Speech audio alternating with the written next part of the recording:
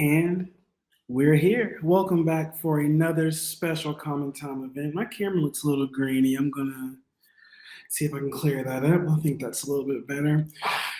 As you know, it's Wednesday, and we are here for our weekly webinar series where we try to give back to our educator community by pooling all the knowledge we have here at the Education and Outreach Department at Common Time and giving it to you in a way to support and show how Common Time can change your teaching. My name is Michael Skiller, and welcome to Wisdom Wednesdays. This week, we're talking about something that I thought about recently.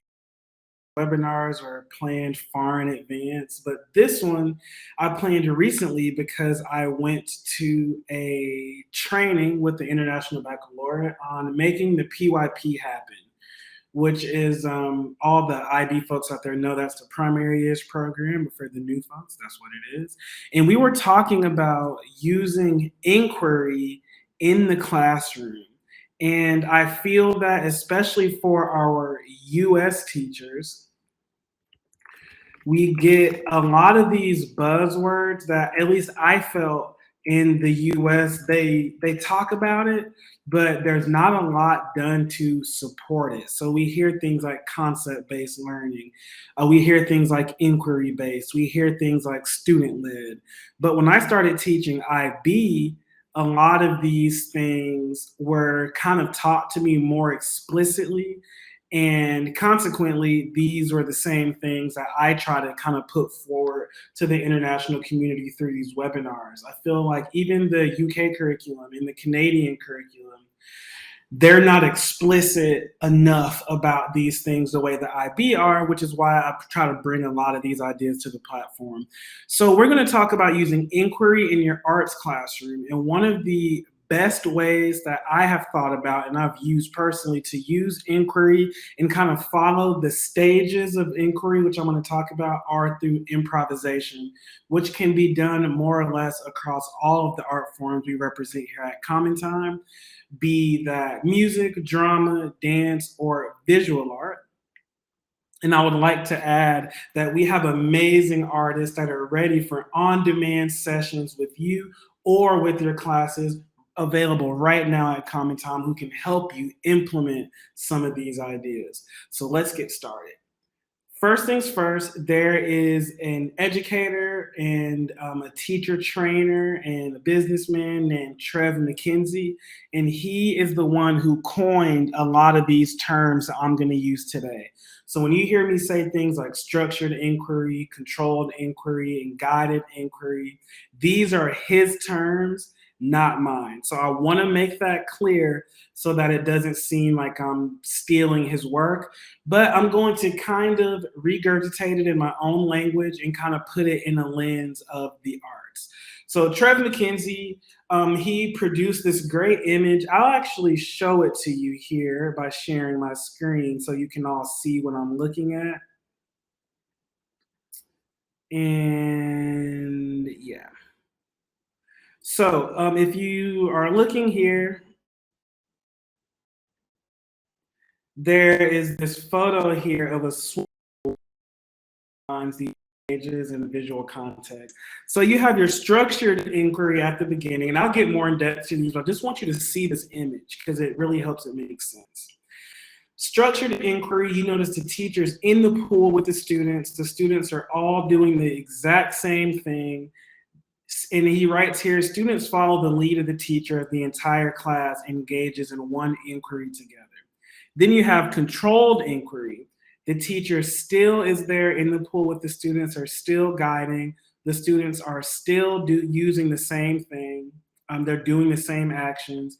And he writes, teacher chooses topics and identifies the resources that the students will use to answer the question. So maybe the question is, now we're off the wall. Here's a pool, here's your kicking technique, here's a paddleboard, come to me. And your students are using the resources and the knowledge you gave them to answer that. Then next you have guided inquiry. And you notice the big thing of the students are in the pool, the teacher's not. And Trev MacKenzie writes, teacher chooses the topics and questions, and the students design a product or solution. So now your students have used a paddleboard, they've learned how to kick, they've learned how to paddle with their arms. Maybe you taught them the breaststroke and freestyle. Now you're stepping out of the pool and you're saying, get to the flag. You design your solution, but get there. I'm watching you. You're using all the skills and knowledge I gave you. Then the last step, you see the teachers outside of the pool. They're chilling with their hands on the hips, and some kids are waiting. One guy's jumping, the other kids are swimming. Students choose their topic without any reference. So the student that is jumping, I want to dive in the pool. I know how to kick, I know how to paddle, and has enough tools to freely inquire into what diving in the pool is in that example. So we're going to break down each one of those stages and put them in an arts context through the lens of improvisation and creation to teach you how, if you're in America, you could teach that creation of music standard that's in most curriculum. If you're in a UK teacher, there's also a creation portion that includes composition and improvisation. If you're an IB teacher, you know the two strands in the PYP are create and respond. And then criteria C for the secondary students is creative thinking. And I'm pretty sure all the curricula have some type of creative part. And I think that creation is the perfect brother to inquiry. And it fits really well with these stages. So just to go back through, we're talking about inquiry in the arts classroom through the lens of improvisation. And we've got 4 types of inquiry: structured, controlled, guided, and then free. Structured inquiry, students follow the teacher's lead as the entire class does one activity, one inquiry together. Controlled inquiry, the student backs up just a little bit. The teacher chooses topics and identifies the resources that you've already covered in the first stage and lets them answer some questions. And when we say questions, we're talking about questions, not a written question, but how can I play fast notes on a drum? Well, I taught you 16th notes. I taught you wrist, finger, and drumming technique. And let's look at this piece of music and answer your question. Then guided inquiry. The teacher chooses the topics and questions and the students design their own solution. Now, here's a new piece of music. You already know the tools, learn it. And then free inquiry is play fast. You wanted to know how to play fast? Play fast. All right, so let's start with structured inquiry. I kind of perceive this as, what do we know? What do we know how to do? What can we create with our inventory of skills and knowledge? So that's kind of our inquiry as we move through this. What do we know? What do we know how to do? What can create with those skills and knowledge? So if you're trying to teach structured inquiry through the lens of music, you would be asking questions like, what is improv? Okay, improvisation is playing music that comes from your head. It's not written down. Okay, well, what makes up music? Pitches and rhythms. All right, so in order to play pitches and rhythms, you have to know some pitches and rhythms. So what rhythms are in our rhythm inventory? Then maybe you're teaching quarter notes, half notes, eighth notes, 16th notes. And when I talk about music, these things can be easily scaffolded, and they can work in primary or secondary. They can work with drums or orff instruments. They can work with flute and viola. Then you may say, what pitches are in our inventory? Maybe in primary years, you're learning solfege, do, re, mi, and you've put that on keyboards. Maybe in secondary years, you're learning the D major scale on piano or violin. So what scales do we know? What notes do we know? What rhythms do we have access to? Okay, so you're just teaching. You're teaching music through that. How can we combine these pitches and rhythms to create music? Because that's what improvisation is. It's pitches combined with rhythms done on the spot, not written. Okay? And I forgot this little preface, but structured inquiry, that first stage of inquiry through music improvisation, is you're introducing the material for improv. You're introducing it. And the student's question, their inquiry is, how can we create music using our inventory of skills and knowledge? How can we create music through improvisation using our skills and knowledge? So now you've inventoried everything, and you can start with an activity like single note improvisation. You have students choose their own note from their pitch inventory of notes they know, and they could practice in a group setting or individually playing their rhythmic inventory with these notes. And then when you're in a group setting, you could use something I talked about last week, like a drum bit, our digital drum machine, which has a visual component of each beat, as well as the sonic component. It just creates drum loops. And you can have each student play 4 beats. You give the students 3 minutes to think through their rhythmic inventory, and then you go down the line. The first student can play ta, ti, ti, ta, tika, tika. Then the next student will play tika, tika, ti, ti, ta. And they're all playing on one note. They can choose whatever note they want, and they're just practicing thinking on the spot. We know the definition of improvising. So now let's improvise. We're only going to use one note. You're going to use the rhythms that we've inventoried. Okay. Then maybe you could take the known notes. Maybe it's a major scale, and you could write it up on the board. Do, re, mi, fa, sol, la, ti, do. And you could have the students work together. You could ask them raise their hand. Let's assign a rhythm to each note. So maybe they assign eighth notes, 1 and 2, do, re. And then they assign 16th notes, 1 and to me, and so forth, all the way up. And then you have the class perform it together. 1 and 2 and 3 and 4 and 5, 6 and 7 and 8. They're practicing combining rhythms and pitches. Then you can have the students work together to create their own small melodies. Maybe you give them loose instructions like you must use 8 notes or 4 notes or 5 notes. You must end on do and start on do because that's where our scale begins and ends, so it makes sense. Then you must give each note a rhythm. So with this structured inquiry, you're helping the students identify how can we create music in an improvised setting? Well, what do we know? What do we know how to do? How can we combine those to make something new by combining pitches and rhythms? The students are following your lead. The classes are engaged in singular activities. Everyone's doing the same thing. You look through a visual arts lens for structured inquiry, that first level of inquiry.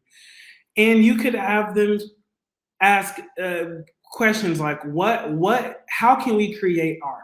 We see art everywhere, but how can we create art? Our teachers are always giving us instructions, paint this, how can we create?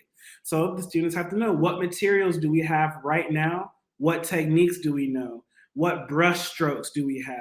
So the first part of your structured inquiry is you might review and explain the materials they have access to. These are charcoal pencils, these are crayons, these are markers, this is how you use watercolor. Then they have to go, what are the techniques we have access to? Well, these are the brush strokes we know. This is how you paper mache. This is how you handle clay. This is how you put the marker cap back on so it doesn't dry out. You're building their knowledge and skill inventory. Then maybe you give an instruction like, students, please use your inventoried skills and your inventoried knowledge to copy this image. You give them an image to copy. Once again, with structured inquiry, we have given the students the information they need. They followed our lead and they engaged in the same activity together. That same activity. The question is, how do we create during art? Well, let's see, what do we know? What do we know how to do? Let's copy something to see, practice putting those two things together, okay? When you're thinking about drama, you want to give the mastery of the space and the mastery of the technique. What do we know? What do we know how to do? How do we create art via theater or via drama? That's the inquiry. What does our classroom look like? What materials are here? How do we use them? excuse me, what does stage position mean? If you're on the front of the stage, are you more important than someone on the back of the stage? What does the center of the stage mean? That's a what you know. The technique, how can we use our faces? How can we control our voices? What body language tools are at our disposable, not a camera, disposal to convey certain emotions? Then maybe you have the students learn a pre-written scene that allows them to practice using these techniques. Once again, they're following your lead. They're inquiring into how do we create art via theater, and they're just practicing using what they know and what they know how to do.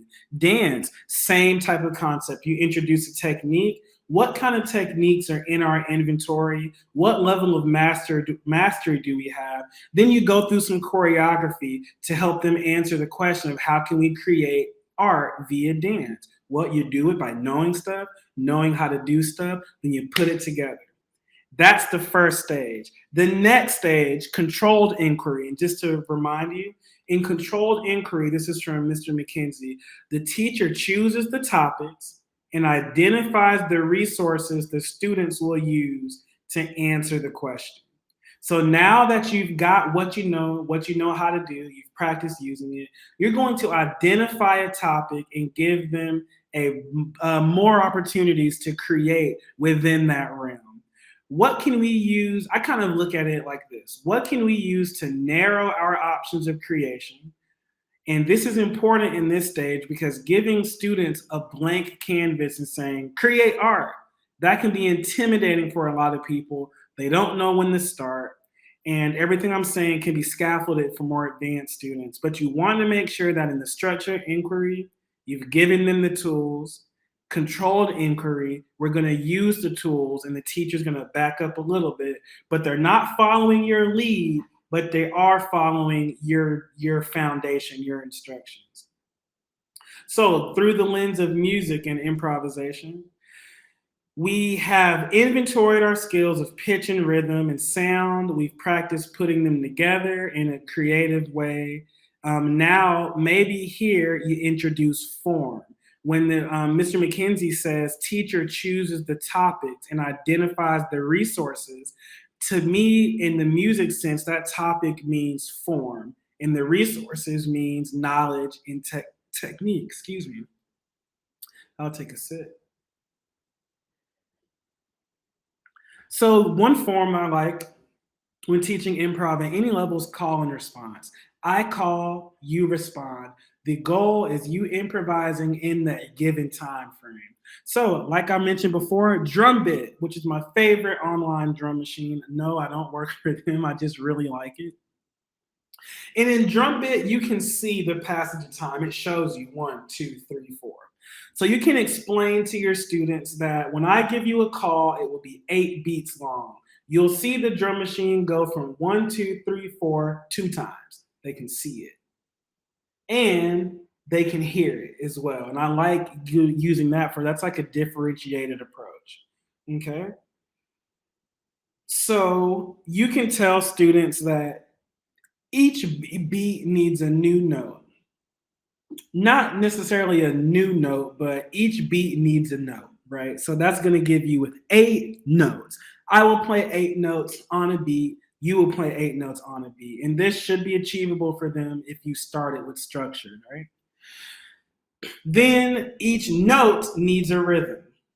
Okay, so I'm giving you a form. I'm giving you the tools, pitches and rhythms. We're combining them like we practiced. And now you're giving me your answer. And the inquiry is how can we create art via music? How can we create? So give the students time to think. You need to choose 8 notes. Maybe I'm going to choose do, sol, do, ti, la, re. However many notes that was, they're going to choose. Then you need to take each note and decide a rhythm. And you can give them a sheet of paper. My primary students use ta, ti, ti, things like that. Your secondary students might be counting 1, 2, and. So they can just write C, D, E, D, G, F, C, D, B, C. Then under each note, they can write ta, ti, ti, ta, 3 and a, how be it. Then you try to perform it. The teacher plays his 8 beats and the student plays 8 beats. You do it again with the next student, you do it again, and you do this over and over till the students get more comfortable. And this can be done with any age group on any instruments. You've given them the topic, aka form, and then you've given them the tools, and now they're using it to answer the question. So now you could do this with question answer, a question and answer, similar to call and response, but there's a little bit more implications there. You can explain that when you cut a scale in half, sol is in the middle, and then do is on either end. Okay, so it makes sense for your solo to start on do, have sol in the middle, then start on sol, and have do at the end.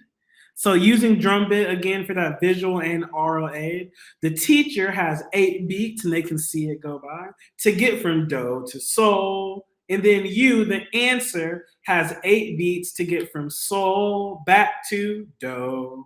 So you're giving them a form and they're plugging in their knowledge and skills of combining pitches and rhythm. So you give them a moment. You say you have 8 beats. You need to start on sol, end on do. Fill in the other 6 beats. Give each note a rhythm.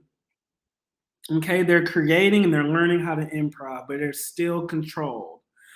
And this can be done with percussion in younger grades, except now you're going to change the do and sol to different sounds. Maybe do is a rim shot and sol is a rim click. So now your drummers have to start on a click and end on a shot, for example. Or maybe do is a bass tone and sol is a slap.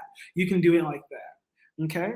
Call and response. So then the third method of improvisation is just free improvisation. You tell the students you have 8 beats or 16 beats or 12 beats.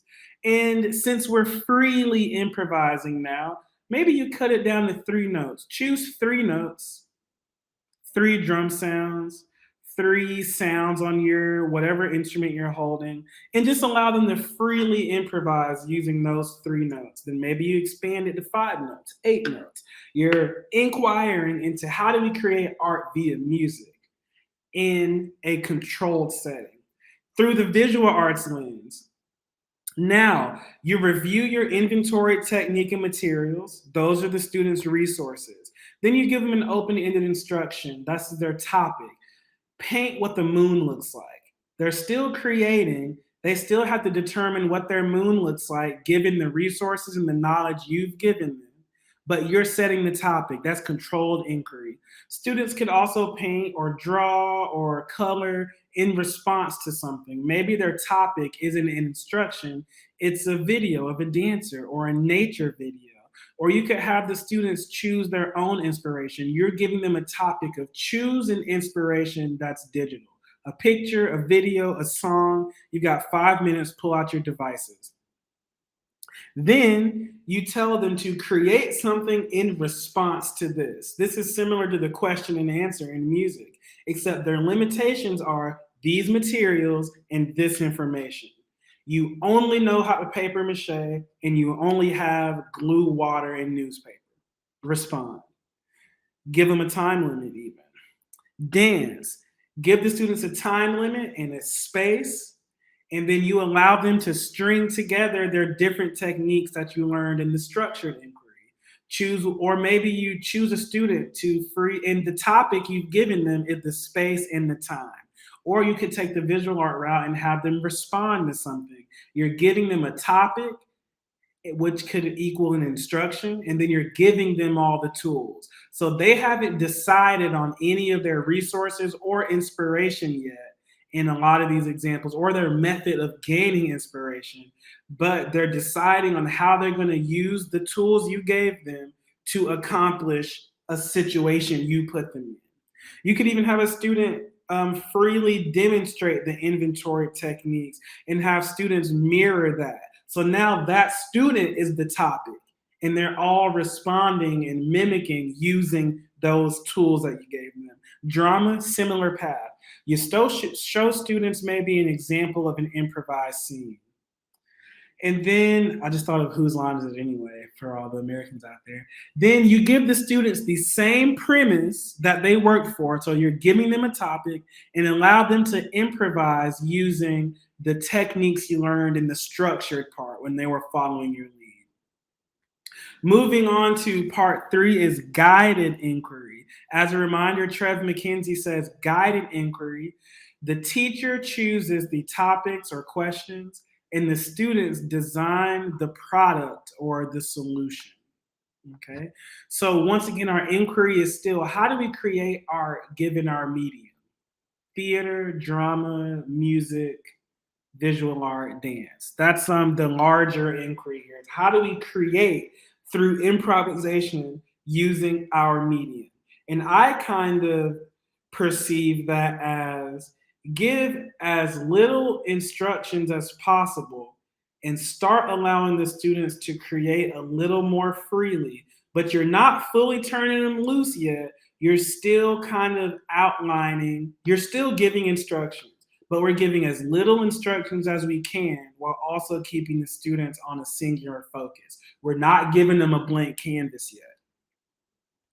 And one thing that I didn't note before is that this is a continuum. My IB folks out there and all the other inquiry-based people out there are familiar with that term provocation, where you're just giving the students an opportunity to be provoked. You're provoking thought. To people use this to end things. They use it to start units. So you could potentially start with a free improvisation. Then you could jump to structure to give more detail. Then you could jump to guided. Then jump back to controlled, and then finish with free inquiry again, which we haven't gotten to yet. But okay, I digress. Giving as little instructions as possible and allowing the students to create a little bit more freely for your guided inquiry. In music, some examples of instructions you could give are you could give the students a provocation or something to inspire their creation. A picture, a video, a sound, a topic, an experience, a description, an emotion. Then you turn on the drum machine. Maybe you just set it to clicks because you maybe only want their inspiration to come from your provocation, not from the beat that you created. Then you give them a time limit of 12 beats, 16 beats, 2 beats, and you just let them improvise alone or with a group. So once again here, give as little instructions as possible, let the students create freely. You've given them a provocation or an inspiration. And now you're telling them by yourself or with a partner or in a trio, improvise to this. So now you're not telling them use my tools, use my knowledge that I gave you, but they're able to expand out of the tools you gave them and maybe include something from prior learning, maybe include something they saw on YouTube, maybe use a new rhythm that they're not really sure about, but it sounds cool. Maybe they could squeak on command on their clarinet and they want to add that to their sound library. Maybe on their drum, they are humming into it and that membrane is vibrating and that's part of their sound library now. Okay, you're giving them the topic, the experience, the description, the emotion, the video, the picture. You're giving them something to respond to, and then you're turning them loose. You're saying create. And now for the first time in our music examples, we've introduced groups. So now you're inquiring into how can we create art via improvised music, and now you're guiding them. You're not controlling, you're not structuring. Visual art, give them a loose topic, a nature scene, a family moment, a song, a video, similar to music, just a provocation of some sort, and allow students to choose what techniques they want to use and what materials they want to use given what they have access to. They can work alone or they can work in a group. Once again, we're introducing groups and we're not telling the students what tools to use. They're using whatever is in their minds, but you're still giving them the topic or the question. Dance, same deal. You choose the music, let them create individually or in a group. You're giving them the topic, you're letting them do what they do. Drama, same thing. You give the students a scenario, Maybe you give them a setting where maybe we're backing up. Maybe we're just saying two people, you're in the mall. But long story short, you're giving them that provocation and you're letting them do what they do. Then the last stage of inquiry, according to Trev MacKenzie, is free inquiry. And here, students choose their topics without reference to any prescribed outcome. This is where you're just telling them, create. The students are not getting instructions or provocation from you. They're giving their own inspiration. They're not using their inventory, knowledge, and skills. They're using that plus or minus whatever. And they're just creating. Obviously, logistically, and because of assessments, you might tell them, like, I need something that fits a criteria. Maybe it has to be music. You can't play John Cage's 433 and sit in silence, or you can't turn in a blank canvas unless maybe you are really clear about your intentions. You can't just stand motionless in your dance class, for example. So of course there's going to be those type of limitations that you might set. But for the most part, they're choosing their inspiration, they're choosing the outcome, and that's free inquiry. So just to recap, today we were talking about using Trev MacKenzie's stages of inquiry so that we can hit some of those buzzwords that are sometimes difficult to tie into arts education, especially when the backbone of teaching arts, especially in schools, is the prescribed outcome. Miss Joanne from the PTA and Principal Williams really doesn't care if your students know how to read music. What they care about is that they played Jingle Bells at the Christmas concert and the parents were happy. And it's not their fault. It's just that we are the only subjects, the arts, that get assessed by the public.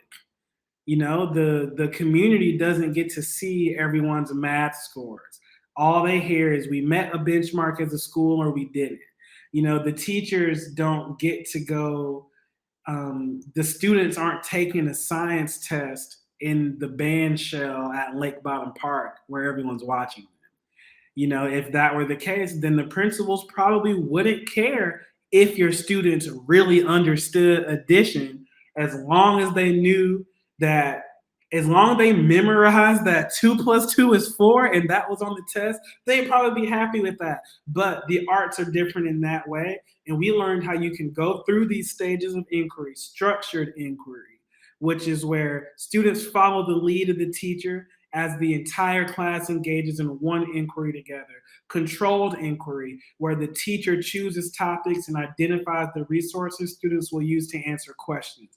Guided inquiry, the teacher chooses topics and questions and the students design the product or the solution. And finally, free inquiry, where students choose their topics without reference to any prescribed outcome. I think one of the most fulfilling ways to go through these stages of inquiry in an arts class setting is by using improvisation and using that to allow your students to create. I think creation and inquiry go hand in hand, and that's my take on it.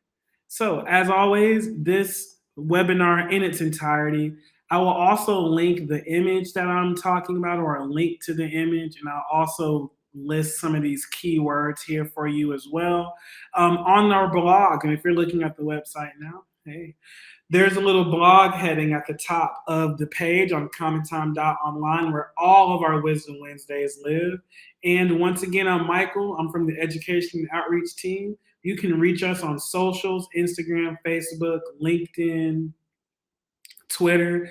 They're all at Common Time Online or commentime.online. You can reach me at michael@commentime.online or info@commentime.online. And hopefully these webinars that are geared towards educators help you key in some of those buzzwords and figure out how you can do concept-based inquiry, differentiation, service learning, and all these different topics into your arts classes. Thank you, and we can't wait to see you next week. Oh, some quick housekeeping. February 20th, the Toronto Opera Festival out in Toronto, Italy is live streaming their performance of Beethoven's Ninth Symphony right up here under the Arts Organization or the Events tab on commentime.online. We are their exclusive streaming partner. We're also streaming Madame Butterfly later in March. Those are available for live stream and also for pre-recorded download and purchase. So I'll back up. Hope to see you next week.